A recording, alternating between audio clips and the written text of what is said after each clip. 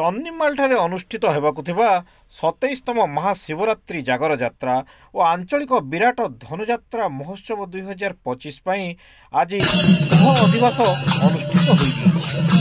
ଅପରାହ୍ନ 3ଟା ସମୟରେ ଗ୍ରାମର ଉମାଶଙ୍କର ମନ୍ଦିର ପ୍ରାଙ୍ଗଣରୁ 108 କଳସ ଶୋଭାଯାତ୍ରା ବାହାରି ଗ୍ରାମ ପରିକ୍ରମା କରି ଗ୍ରାମରେ ଥିବା ମନ୍ଦିର ନିକଟସ୍ଥ ବନ୍ଧରେ ପୂଜାର୍ଚ୍ଚନା କରି କଳସରେ जल उठाई उमाशंकर मंदिर और गोपपुर श्रीकृष्ण बलरामଙ୍କ मूर्ति पूजा ठारे स्थापन करा जाइछि।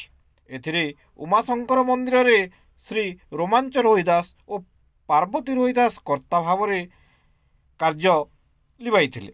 गोपपुर श्रीकृष्ण बलरामଙ୍କ पूजा ठारे श्री गुरुचरण रोहिदास और श्रीमती गेली रोहिदास कर्ता भाव रे कार्य तुलाइथिले। उभय पूजा ठारे पूजक श्री अभिषेक महापात्र पूजार्चना करथिले।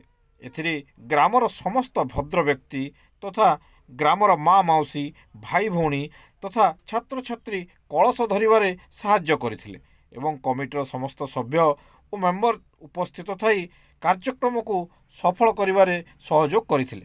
दर्शक बंधु लाइक शेयर कमेंट करुन और लोकल न्यूज चैनल के सब्सक्राइब करुन।